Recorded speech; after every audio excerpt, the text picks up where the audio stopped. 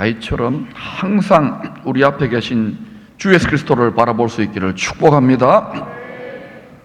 교회가 공통으로 사용하는 찬송가책 1장은 이렇게 시작합니다. 만복의 근원 하나님, 온 백성 찬송 드리고 저 천사여 찬송하세.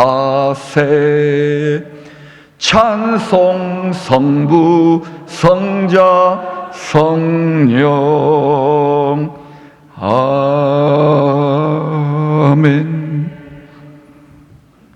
하나님을 믿지 않는 세상의 사람들도 다 5만 가지 복을 받기를 원합니다.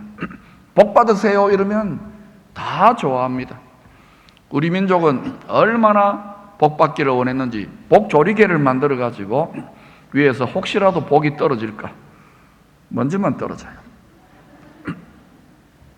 여러분, 건강, 미모, 명예, 출세, 부귀, 형통, 지혜, 자녀, 권력, 직장 등등 만 가지 복들 중에서 꼭 필요한 한 가지만 구해라. 그러면 내가 응답해 주겠다. 그러면 여러분 어떤 한 가지 복을 구하겠습니까? 마음속으로 딱 생각을 하고 계셔요. 만약에 만 가지 복이 임하는 성경적인 원리를 제대로 통달했다면, 성경적 원리를 말합니다. 제대로 깨달았다면 분명히 다윗이 구한 그것을 구할 것입니다. 내가 여호와께 바라는 것은 한 가지 일, one thing입니다. 그것을 구하리니 곧 내가 내 평생에 여호와의 집에 살면서.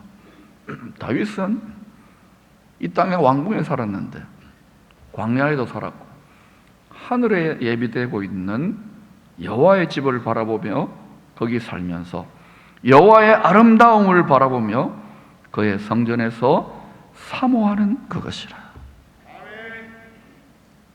다윗은 잡다한 이 세상의 만 가지 복을 구하지 않았습니다. 영원히 썩지 않을 가장 귀한 복 딱 한 가지, only one thing, 그것을 구했습니다. 그것을 구했기 때문에 세상 임금, 세상의 신, 가짜 세력과 가짜 번영의 신인 원수 마귀 사탄 옛뱀 큰 용에게 아주 죽을 고생을 했어요. 그래도 승리했습니다. 그가 only one thing, 무엇을 구했습니까? 바로 만복의 근원 하나님을 으뜸으로 심장을 다하여 먼저 구했던 것입니다. 다윗도 그 아들 솔로몬도 왕이 되기 전에 이 원띵을 전심전력으로 구하며 살았기에 그 마음이 이 세상의 허다한 사람들과 달리, 그때는 여호와 하나님 믿는 백성들도 많았는데 그들과 달리 차별이 되었어요. 하나님의 마음에 들었습니다. 하나님의 마음에 합했어요. 큰 기쁨이 되었던 것 같아요. 그래서 만복의 근원 만왕의 왕 하나님께서 만 가지 복을 먼저 다윗을 훈련시켜 준 다음에 쏟아 부어 가지고 그 기업을 맡겨서 왕노릇하게 했고, 솔로몬은 훈련이 덜 됐는데도 조금 기쁘게 했는데도 많이 줘가지고, 얘들아, 하나님의 자녀들아, 이 세상에 본질상 썩어질 모든 부귀 영광과 만 가지 복이 헛된 것이란다, 이것을 알려주신 거예요. 이 똑같은 원리가 왕 같은 제사장으로 약속을 받아 놓은 저와 여러분 하나님의 자녀들에게도, 앞으로 기업을 물려받을 상속자들에게도 동일하게 적용됩니다. 사도행전 10장은 가이사랴로 파견된 로마 제국의 군대 장교 고넬료와 그 가족들 그리고 그 친구와 친척들이 예수를 믿고 성령의 권능받는 이야기를 다루고 있습니다. 이 일이 있기 전에 여러분 잘 알듯이 예루살렘 교회 성도들은 큰 핍박으로 아주 힘든 상황이었습니다. 지금 우리가 이렇게 힘든 이 정도는 아무것도 아니에요. 감옥에 집어넣고 사람도 죽였어요. 그런 큰 핍박을 피하여 예루살렘을 넘어서서 온 유대와 다음에 유대 사람들이 상종도 하지 않았던, 사람 취급하지 않았던 사마리아와 그리고 이웃 이방 나라들로 흩어져 가지고 그들도 먹고 살아야 되고 자식도 키워야 되고 고생 많이 했을 건데 보고 듣고 배운 게 그거니까 하나님을 만났던 경험이 있으니까 모여서 서로 위로하고 기도하고 낙심을 이기니까 하나님이 성령의 능력의 옷을 덧입혀가지고 또 흩어져가지고 복음을 전하는 거예요. 그러니까 예수님 땅끝까지 복음 전하기 원하는 하나님 입장에서는 손해본 거 하나도 없는 거예요. 그래서 사도행전 8장, 9장 이후로는 혹시 이제 좀 성도들이 예루살렘으로 돌아오면 그들을 돌보려고 예루살렘을 지키고 있었던 사도들조차 사도행전 8, 9장 이후로는 사방으로 두루 다니면서 성도들이 거기서 뭐 이미 전도 다 해놓고 사람들 다 모아놓은 거예요. 일종의 가정교회 같은. 거기 가서 복음을 전하고 말씀을 가르치고 예수님 이야기하는 그 일에 적극적으로 나서게 됩니다. 다시 말하면 교회를 중심으로 교인들을 돌보던 그 목양에서 이제는 두루 다니며 복음을 전파하는 선교 지향적인 사역의 방향이 달라지게 되는 것입니다. 앞으로 온 열방에 이와 같은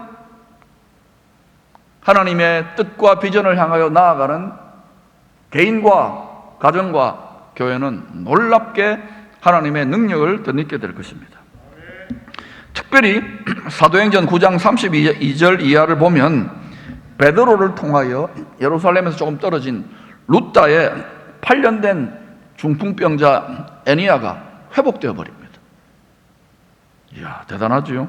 그 다음 거기서 조금 더 나아가면 우리나라 군산 정도의 지중해 해변도시 욥바에 여자 제자, 신실한 제자 다비다가 죽었어요. 시체를 씻고서 이제 장례 치르려고 준비하고 있는데 베드로 가가지고 하나님이 기도해 주라고 그러니까 기도를 했는데 시체 앞에서 살아나는 거예요. 저는 설립병원 가서 아무리 해도 안 되던데 살아나는 기적들로 인하여 그곳에 그 루다와 욥바 예루살렘 바깥에 많은 유대인들이 그 능력을 보고 믿었던 거예요. 설교만 가르침만 했던 게 아니라 능력이 나타났던 거예요. 복음이 교회 안에만, 여러분이 교회입니다. 여러분이 성전입니다. 여러분이 거룩한 나라입니다. 여러분이 왕같은 제사장입니다. 예수의 복음이, 능력의 복음이 우리 안에만 갇혀 있으면 갈수록 무능해집니다. 아무리 빌어보세요. 이놈들아 그게 아니라니까 이러신다고요. 하늘 보좌에서 복음이 교회 안에만 갇혀 있지 않고 담장을 넘어 더 넓게 확산되던 중에 우리의 인천 정도인 가이사라에 주둔해 있던 주로 로마의 특권 귀족 자제들로 편성된 이탈리아 부대, 우리로 말하면 수도방위 사령부 정도 됩니다. 근데 그 가이사라가 가보면 굉장히 기후도 좋고 쾌적해요. 그래서 야 거기 좀 있다가 오라고. 전쟁 치른 데가 아니에요. 약소국가니까. 거기 특수부대 같은 곳이에요. 특권청. 그 부대의 중대장 백부장 고넬료에까지 예수의 복음이 전파됩니다. 이 고넬료는 아마도 로마에 있을 때 거기까지 흩어져 가지고 로마가 돈이 많은 곳이니 거기서 장사하던 유대인들 중에 경건한 유대인들이 회당을 만들어 가지고 여호와 신앙을 지켰을 거예요. 그때 좀 하나님에 대해서 소개를 받았던 것으로 추정합니다. 그리고 이제 제국 군대의 장교가 되어가지고 이 특권층 자제들하고 함께 편안한 마음으로 가족들을 동반해가지고 식민지 유다 가이샤라 해변 도시에 정착을 하게 된, 파견 나온 거, 파견 근무. 그런데 이 사람은 파견해가지고 이 치안이라든지 이 반란 진압 또 첩보 활동 이런 것들도 했겠지만 식민지 유대 백성들이 여호와 하나님을 섬기는 그 신앙을 자기도 갖게 되었으니까 자기도 함께 하나님을 섬겼던 거예요. 2절에 그 모습을 이렇게 묘사하고 있습니다. 그가 경건했어요. 모양만 경건한 게 아닙니다. 그가 경건하여 온 집안과 더불어, 이게 참 좀, 온 집안과 더불어, 여러분도 지금 다 믿는 집안이 있죠. 온 집안과 더불어 가정이 성전이 되었어요. 하나님을 경외하며 백성을 많이 구제하고, 돈 쓰는 거 보면 알아요. 백성을, 힘든 사람, 나라는 사람 많이 구제하고 하나님께 항상 기도해서, 항상. 요즘 항상 기도하잖아요. 항상 텔레비 보는 게 아니고 항상 기도하더니 고넬료가 그랬어요. 이방인인데, 로마 군인인데 그렇게 하기가 힘들어요. 그러니까 아마 로마 군대 내에서 저거는 좀 장교고 귀족 집안 자제인데 저 좀 이상하다, 왕따 되었을 거예요. 그런데도 상관없어요. 자기 세계가 있고 가정까지도 돌봐놨습니다. 그의 경건 생활이 하나님의 보좌 앞에 마치 향기로운 연기처럼, 향내처럼 상달되었을 것입니다. 우리 그 흉내내는 그 향 꽂잖아요. 또 동방 정교회 가면 향을 이렇게 하잖아요. 아세요? 그런 게 있는지. 이제 상달되었던 거예요. 지금 이 시대도 우리가 성전이고 교회고 걸어다니는 예배자입니다. 예배자로서 우리가 하나님께 올려드리는, 우리가 일상 속에서 하는 모든 마음의 생각과 입술의 말들과 모든 행동 하나하나가 실상은 하늘 보좌로 드려지는 향내나는 제물이 되고 있다는 것을 명심하십시오. 그런데 문제는 어떤 향기로 하나님이 흠향하시는가? 썩은 내가 진동할 수도 있어요. 그렇게 되면 아무리 열심히 여러분이 하나님께 뇌물을 먹이듯이 빌고 구하고 아무리 해보세요, 안 됩니다. 이전에 찢어지게 가난하고 하나님을 경외하는 지식과 지혜가 부족했을 때는 불쌍하니까 그냥 이것저것 아무거나 구해도 주셔요. 이제는 수준이, 클래스가 많이 높아졌지 않았습니까? 제가 볼 때 전 세계에서 제일 살기 좋은 곳이 이 도시입니다. 우기면 돼요, 우기면 돼. 그러니 여러분, 열방이 오고 있잖아요. 그런데 이제 또 그런 거 구하면 안 돼요. 우리가 말하는 거, 남이 안 본다고 마음속에 생각하는 거, 또 우리가 행동하는 전부 다가 하늘 보좌에서 우리의 예배자 된 우리를 받으시는 하나님이 그 중심을 아주 자세하게 폐부와 심장과 그 속 마음까지도, innermost being, 가장 깊은 뱃속까지도 환하게 다 들여다보고 계십니다. 아멘. 사람은 속일 수 있어요. 하나님은 불꽃 같은 눈으로 감찰하십니다. 때가 되면 만물이 우리의 마음속 깊은 것까지 다 그 앞에 하나도 예외 없이 다 드러날 때가 옵니다. 믿으면서도 안 오기를 원하는데 그러면 안 돼요. 성경 말씀이 다 적혀 있잖아요.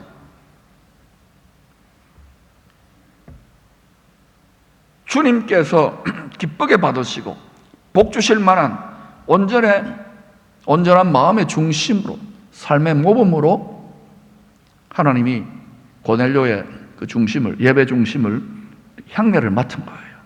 하나님의 관심을 끌었고 하나님의 시선을 끌었고 하나님의 낌새, 코를 자극한 거예요. 하나님께 코가 있는지 모르지만 예수님은 코가 있잖아요.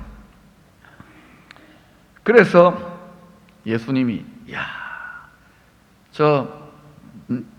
하나님을 믿는다고 하는 우리 유대인들도 다 강도의 소굴이고 다 자기 욕심을 구하고 뭐 로마 군인들이나 그리스 헬라나 뭐 아시아도 마찬가지고 엉망진창인데, 야, 이 친구는 다르다, 이방인인데.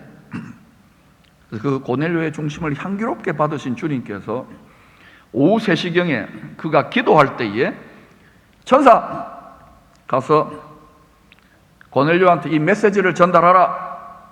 요빠에 베드로가 지금 있다. 요빠에 그 죽은 사람 살렸잖아요. 애니야라고 하는 과부를 살렸어요.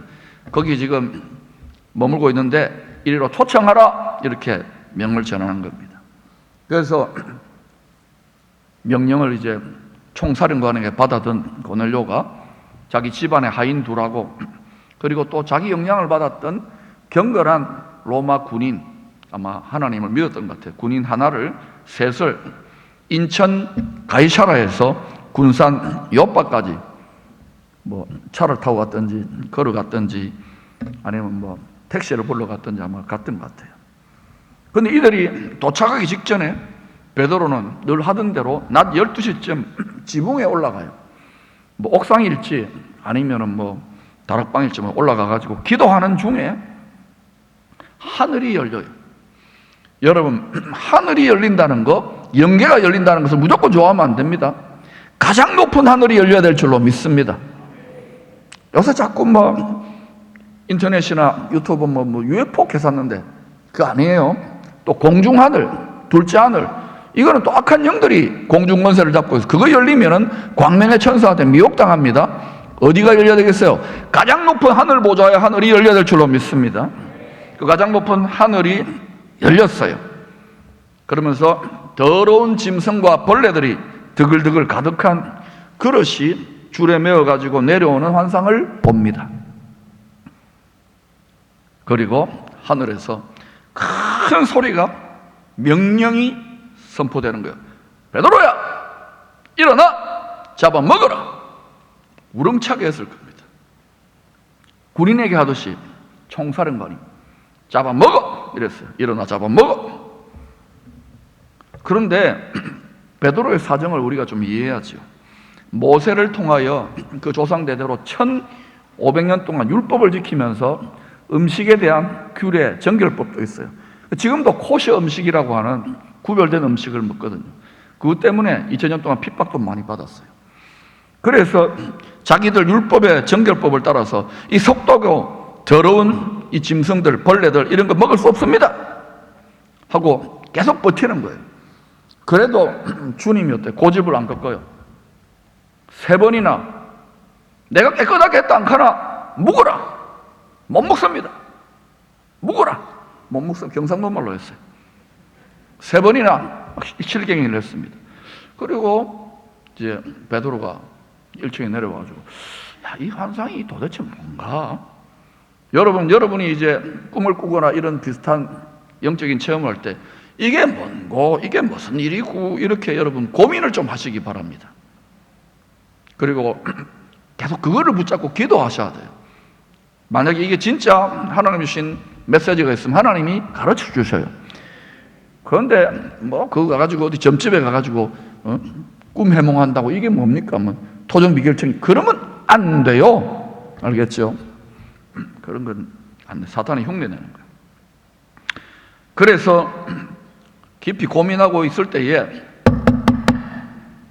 백부장의 수하 3사람이 베드로를 찾아와 가지고 자초지종을 이야기합니다. 이제 멀리서 인천에서 내려왔으니까 군산 집에 이렇게 하룻밤 재웁니다. 아마 밤늦게까지 음식 먹으면서 많은 이야기를 나눴을 거예요. 아, 우리 고넬료 대위님은 이런 이유로 로마 사람인데 하나님을 만났고 이래저래 했는데 이래저래 했습니다. 그러니까 또 베드로도 이래저래 그릇이 하나 내려왔는데 이래저래 했다고 추정합니다. 만리장성을 쌓았을 거예요. 그 다음 날 아침에 이제 보찜을 지고 군산을 떠나서 인천에 도착합니다. 학수고대하며 기다리고 있던 로마 제국의 장교 고넬료는 여호와의 군대 장관 베드로를 마치 하늘에 계시는 황제, 만왕의 왕 주님을 아련하듯이 완전히 극한 존경의 예를 갖추어 가지고 영접했다라고 25절에 기록합니다. 같이 읽어봅시다. 시작. 마침 베드로가 들어올 때에 고넬료가 맞아 발 앞에 엎드려 절하니. 여러분 어디에 엎드려 절하는지 알아야 됩니다. 베드로가 아니다 이러잖아요. 그러나 고넬료 이 자세는 귀한 거예요. 여러분이 하나님의 말씀 앞에 서게 될 때에 엎드려 마음의 무릎을 꿇고 엎드려 주의 말씀에 복종하겠다는 뜻으로 절할 수 있기를 축원합니다. 그냥 이거 아니고 그거는 많은 경우에 자기 욕심으로 엎드려 절하는 거예요. 정말 주님의 뜻이면 주님의 말씀이면 내가 순종하리이다 기꺼이 온전히 라고 들어질 때 그 중심이 연락되어집니다. 식민지, 약소국가, 변방, 갈릴리 어부, 무식한 라틴 말이나 헬라 말도 못했던, 그러나 삼통 갑니다 포항말밖에 못했던 갈릴리 어부, 흑수저 출신 그리스도의 군대 장관 베드로가 로마 제국의 세계 정세도 알고 또 귀족 가문에 당시 군인해야 정치가 되고 장군이 되거든요. 금수저 출신의 최고 막강한 제국의 엘리트 장교, 이 두 사람이 만남이 이루어졌을 때에 우리 저 아시아에 잠깐 당시에는 변방에 있던 한국에서 이런 노래가 유행했다고 전설에 기록되어 있습니다. 우리 만남은 우연이 아니야. 그것은 주님의 바램이었소. 주님의 바램, 주님의 뜻, 주님의 소원이었던 거예요. 우연이 된 게 하나도 없어요, 여러분. 머리털 하나까지도. 유대인 베드로는 성령에 사로잡혔어요. 제정신이 아닙니다. 1500년 동안 조상대대로 지켜왔던 자기들 나름대로 신념체계, 종교적 신념체계와 습관과 라이프스타일과 생각들이 있잖아요.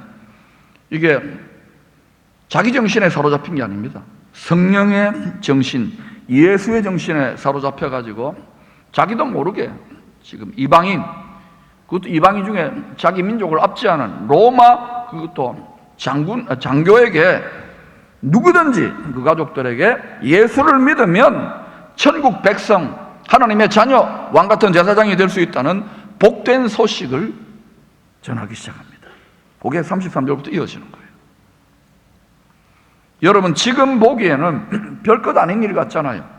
그러나 1500년 이상 하나님께로부터 받은 율법을 지킴으로 구원을 받는다, 하나님의 백성 된다는 이 종교적 신념으로 똘똘 뭉쳐가지고 살아왔던 유대인들에게는 이게요, 천지가 개벽하는 혁명적 사건이었고, 그 다음에 이 예수 그리스도의 구원의 복음이 유대인들에게만 국한되지 않고 모든 이방인들, 특별히 당시에 제국, 가장 막강했던 제국, 땅끝까지의 제국 로마를 통하여 수출되어지는 이 너무나도 중요한 혁명적 사건이었다고 할 수 있는 것입니다.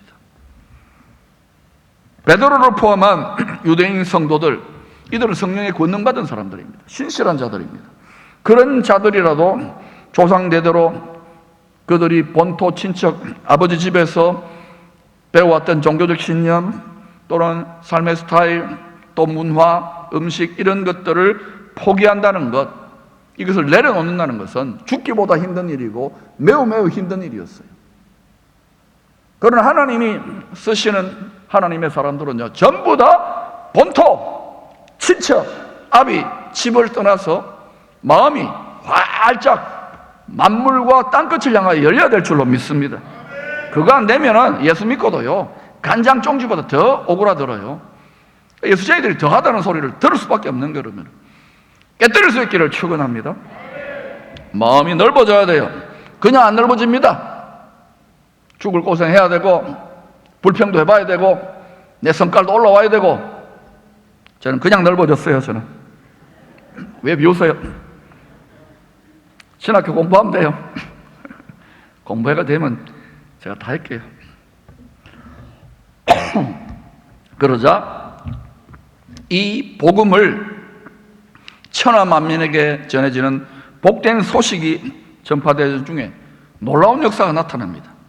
44절입니다. 베드로가 이 말을 할 때 성령이 말씀 듣는 모든 사람에게 내려오시니, 내려온다는 건 눈에 보인다는 거예요. 그 정도로 강력하게.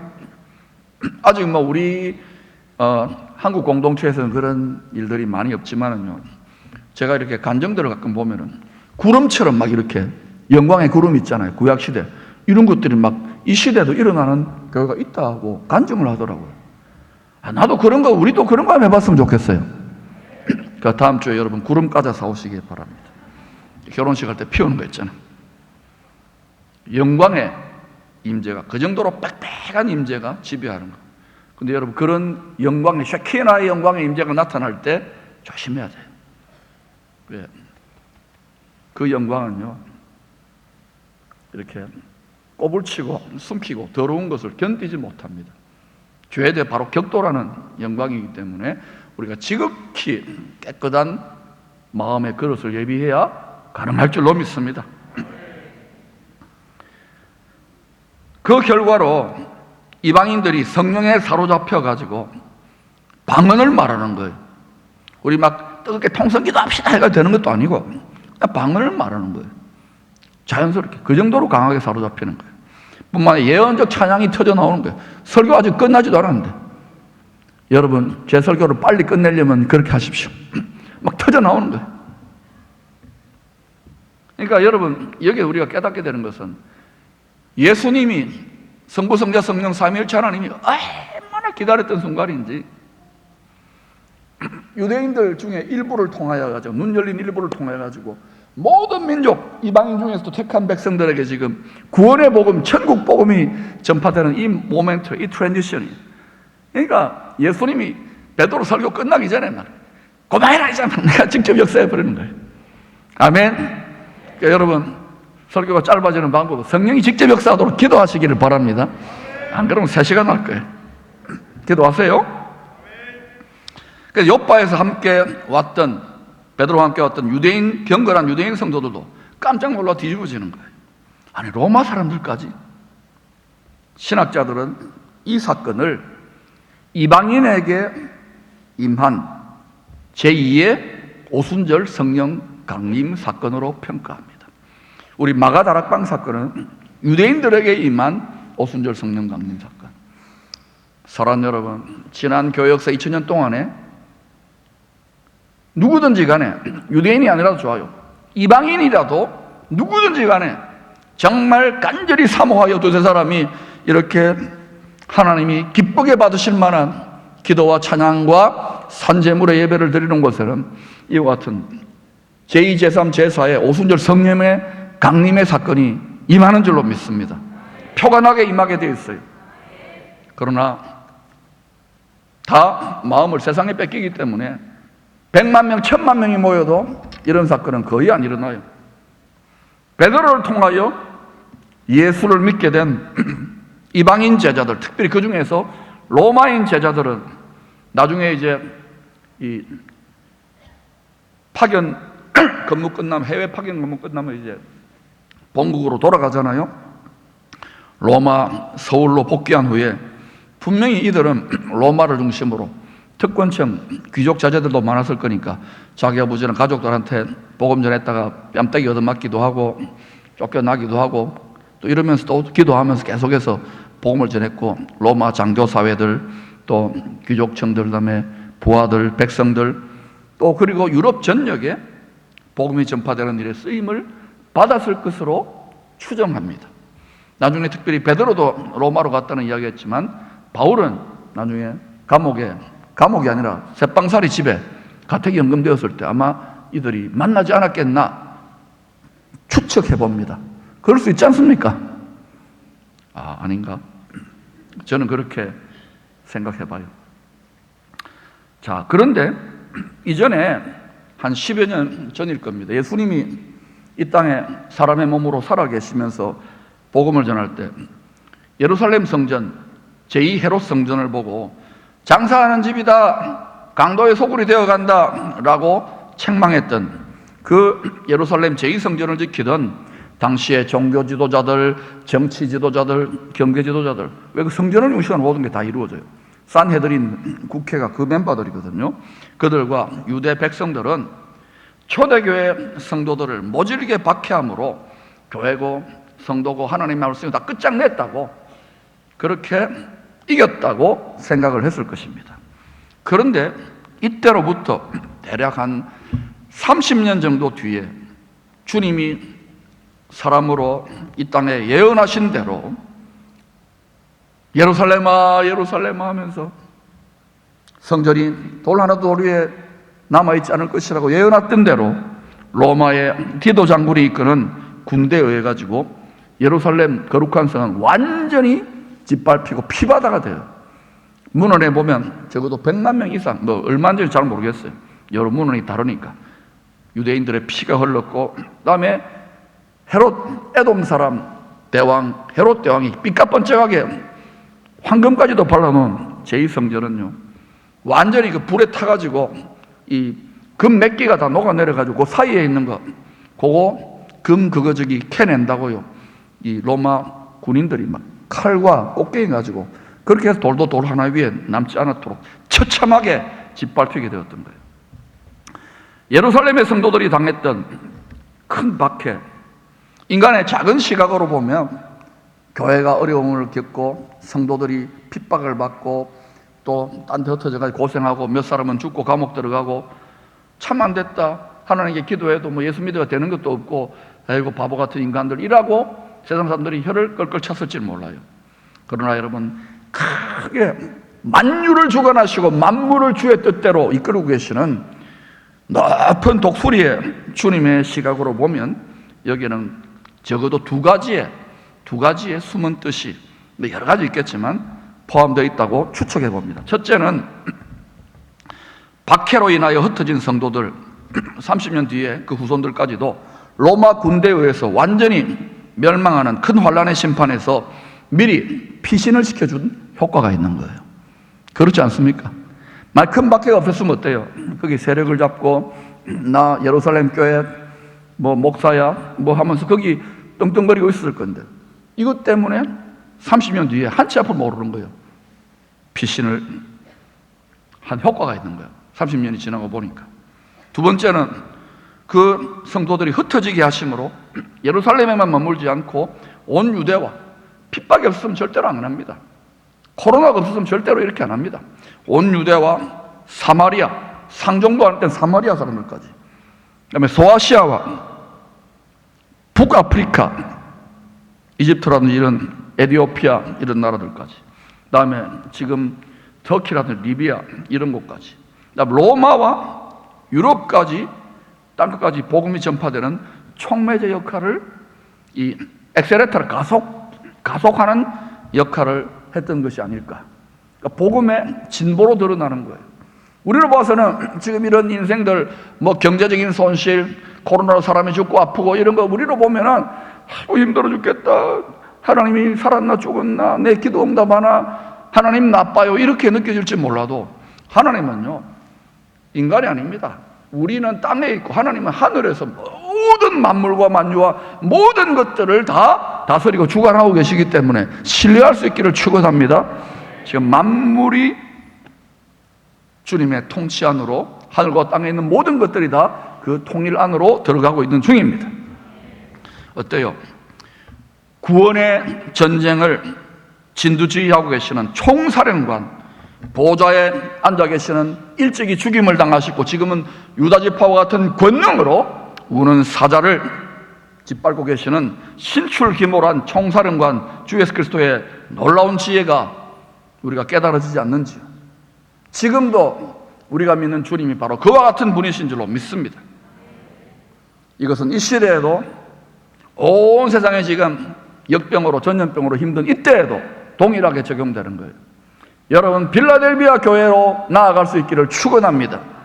온 세상의 희망, 시험의 때에 빌라델비아 교회 성도들은 끝까지 인내의 말씀을 지키고 복음을 전함으로 면함을 받았어요. 멸류관을 받았어요. 할렐루야. 우리 민족 전체가 그리로 가야 될 줄로 믿습니다. 예루살렘 교회의 최고 지도자 베드로가 두려움과 거리낌이 있는 이방인도 아니고 그것도 로마 금수저에게 복음을 전파할 때에 먼저 엄청난 저항과 자기 내면의 갈등과 고민과 투쟁이 있을 거예요. 하나님 택도 아닙니다. 저 인간들이 어떻게 우리 민족을 짓밟는 저런 것들이 어떻게 예수를 믿고 하나님의 백성이 됩니까? 이렇게 갈등과 씨름이 많았을 것입니다. 의심이 많았을 것입니다. 이것은 오늘날 우리가 거룩한 나라입니다. 거룩한 나라 된 우리 마음에 예루살렘 성벽 이것을 허물어뜨리고 이 예루살렘 성을 우리 마음의 예루살렘 성을 넘어서서 담장을 넘어서서 이웃들에게 또는 여러분의 믿음의 분량만큼 땅끝까지 복음을 전하려고 할 때에 우리도 동일하게 겪게 되는 내적인 갈등과 저항과 두려움과 고민과 의심입니다. 저도 오래전에 예수 믿을까 말까 고민할 때 믿는 게 뭔지도 하나도 모를 때였습니다. 내가 이 예수 믿어가지고 재수 없게 저 아프리카에 선교사로 나가면 어떻게 하나? 저 이슬람권에 내가 선교사로 가면 어떻게 하나? 다행히 안 갔습니다. 다행인지 불행인지 모르지만 여러분 하나님이 다 알아서 하세요. 수준대로 분량대로 이끄십니다. 하나님을 신뢰하십시오. 우리가 지식에 넘치는 그리스도의 사랑을 깨닫지 못하기 때문에 말씀을 통한 세상 지혜와 지식을 넘치는 이것을 그를 사랑하는 자들에게 알려주시는 이 계시적 지식과 지혜가 부족하니까 두려워하고 근심하는 거예요. 하나님을 신뢰하십시다. 우리를 죽기까지 사랑하신 주님 예수 신랑을 신뢰하십시다.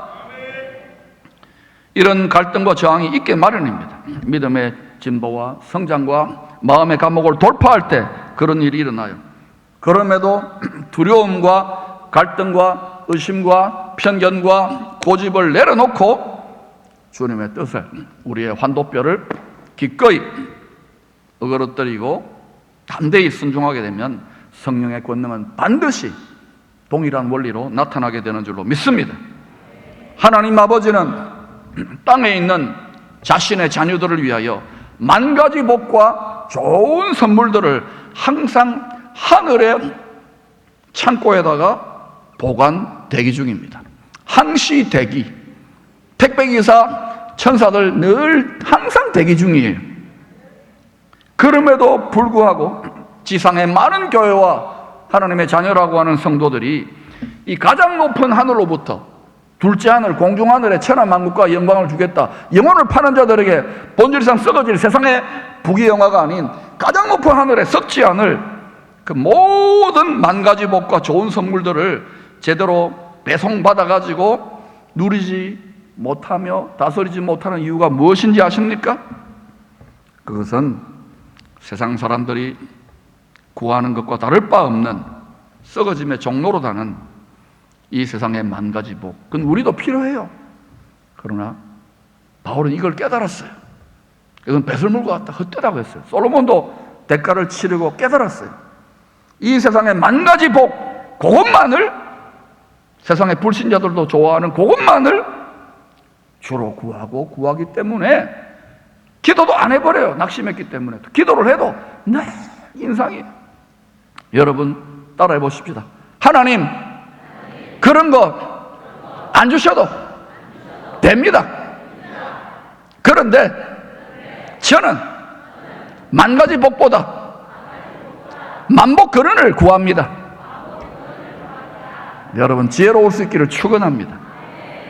아예 근원을 붙잡으세요. 천국 축복 창고에 메스터 키를 아예 달라고 그러세요. 시시하게 그런 걸 왜 구합니까? 소탐대실하지 마시기를 축원합니다. 얼마나 소탐대실하는 하나님의 자녀들이 많은지요. 예수를 믿어도 그 마음 그릇이 간장종지보다 더 작아요. 그러면 바달바달 주를 위해 뭐 시간 내고 주를 위해 뭐 돈 한 푼 쓰고 바달바달 떨립니다. 잘 먹고 잘 사세요. 그러나 점점 넓어져. 처음엔 다 그래요. 저도 그랬어요. 자꾸 마음 그릇이 넓어져야 될 줄로 믿습니다. 그러면 어떻게 되느냐? 하나님하고 화목하기 시작해요. 아버지 뜻을 깨닫게 돼요. 아버지 죄송해요. 아버지 내 때문에 고생 많았네요. 아버지 나와 함께 동행합시다. 주 예수와 동행하니 그 어디나 하늘나라. 할렐루야. 진실로 여러분이 마태복음 7장 33절에 그런즉 너희는 먼저 그의 나라와 그의 의를 구하라. 그리하면 이 모든 것을 너희에게 더하시리라. 여러분, 그의 나라는 천국입니다. 그의 의는 천국이 이 땅에도 이루어지는 거예요. 진실로 여러분이 모든 민족에게 이 천국의 복된 소식, 천국 복음이 전파되어지기를 간절히 원하시는 총사령관 주님의 애매모호한 뜻이 아니라 명백하고도 분명한 뜻을 먼저 마음에 새기고 끝까지 구하는 성도들에게는 우리가 이 세상 살 때 필요한 모든 것들, 만 가지 복을, 그보다 더 중요한 것, 만복 근원을 하늘로부터 가장 좋은 선물로 주신답니다. 이것이 만복이 임하는 성경적 축복의 통달의 원리인 거예요. 여러분이 여기에 지금 속아가지고 순종해 보십시오. 그러면요, 작동이 안 될 거예요. 저도 많이 해봤어요. 왜냐? 그 만 가지 복을 기대하면서 그렇게 하지 말고, 그런 거 주셔도 돼요 하고 이렇게 올인해 보시기를 축원합니다. 그러면 세상 임금 사탄 마귀가 시험하고 질투시킵니다. 하나님이 그렇게 하라고 합니다. 근데 다윗도 요셉도 다니엘도 견뎌냈어요. 하나님의 테스트를 통과할 수 있기를 축원합니다.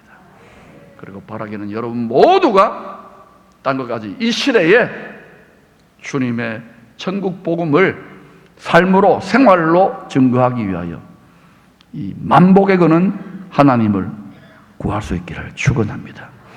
그때 여러분의 손에 베드로가 알지도 못하고 구했던 천국의 열쇠를 마스터키를 여러분 믿음의 분수대로 가질 수 있기를 축복합니다. 그 만복 근원은 어떻게 임합니까? 바로 이 시대 무더운 여름에 복된 장마비와 같이 가란 우리 마음에 임하는 성령의 권능이 올시다. 이 만복 근원이 우리의 심령에 충만하게 강림하게 될 때에, 옷 입혀지게 될 때에 우리 또한 이런 찬송을 하게 될 것입니다. 복의 근원 강림하사 찬송하게 하소서.